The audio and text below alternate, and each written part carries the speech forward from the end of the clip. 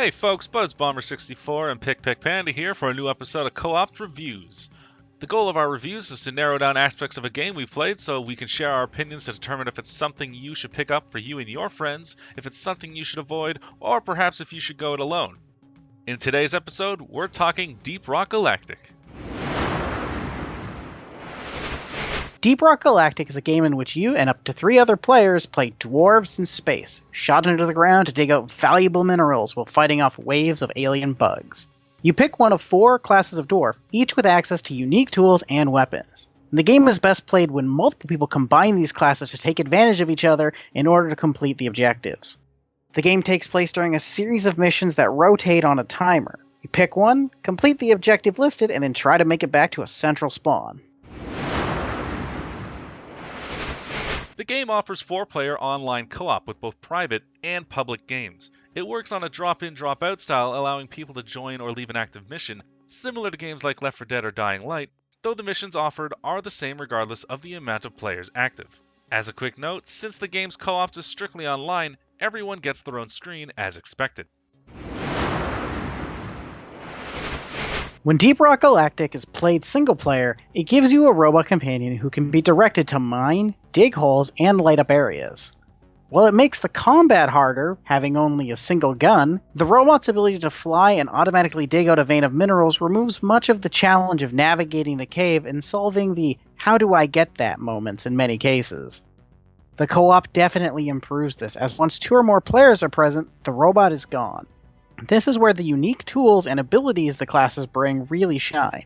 You must now mine out things by hand, meaning navigating and modifying the cave's tunnels and rooms become very important to success. The variety of layouts, differing classes, and changing missions definitely give this game a respectable amount of things to do for a game in early access, though it does seem to have a limited number of missions, so you will eventually have upgraded and completed everything in a short amount of time. That being said, with the classes being so different, and with the number of combinations you can bring, we'd say that the replayability can be quite high.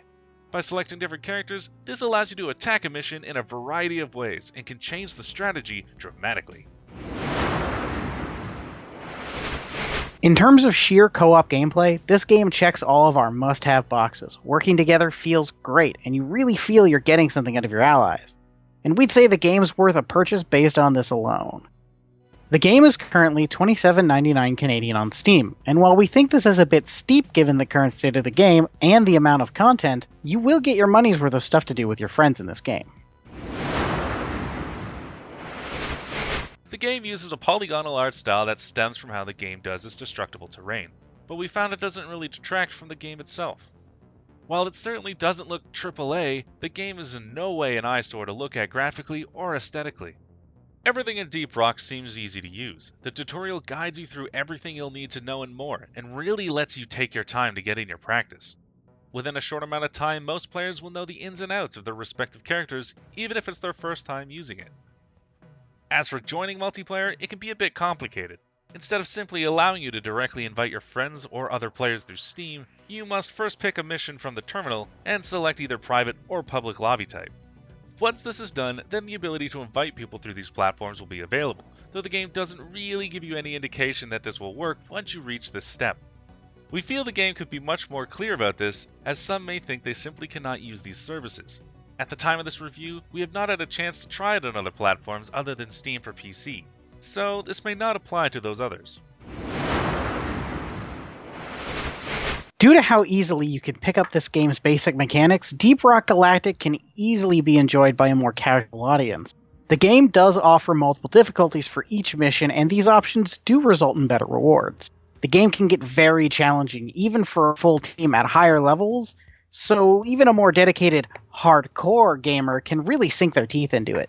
The simplicity of the core concept and the depth provided by the game's multiple classes and difficulties complement each other very well and allow a wide range of people to find something to enjoy. Here at Co-opt-In, we don't like to stamp things with out of 10s or an arbitrary amount of stars. Instead, we rate games based on our focus. So we'll tell you if we're going to co-opt in, co-opt out, or simply tell you to go it alone. While overall we didn't spend a grand amount of time with Deep Rock Galactic, we didn't feel we needed to in order to get a solid idea of how we felt. Its gameplay is short and sweet, and like other short and sweet games such as Overwatch or Left 4 Dead, you can gather a solid opinion of the game after a very short amount of time. In this case, our short time with Deep Rock Galactic was enjoyable overall. We understand it's still in early access and much can be changed in the game. Would we be happy paying $30 for its current state? Maybe not, but we're certainly excited to see where it goes. For Deep Rock Galactic, we give it a conditional co-opt in. We say conditional as we like it where it is now, but we were disappointed in the lack of overall story to drive us forward or any sort of reason as to why we're doing what we're doing, aside from a loose reasoning of "we make beer from rocks" line we heard once. So it seems we're just doing it to make money, and that's a bit of a stale concept. Despite the earlier replayability we spoke of, the game only offers 3 to 4 different mission objectives, meaning you will ultimately be doing the same things over and over. While the difficulties and classes do help alleviate this, the novelty of this wears off rather quickly. It is fun to play together with your friends, but right now that's the only real reason we can recommend this title. We're really hoping the game expands on this shortcoming as it develops, as there's really a rock-solid idea here. Well, that's all for this review, guys. We hope you enjoyed our take on Deep Rock Galactic, or at least found it informative. We did have a pretty good time playing the game, so if you'd like to see how we came up with our opinions, we welcome you to take a peek at our playthrough we've done. Thanks so much for watching Co-opt In, guys. We appreciate any comments you leave, as well as those subscriptions, as they mean a lot to us. Don't forget to like or dislike the video, as it helps us improve. Thanks again, everyone, and we'll see you on the next Co-opt In.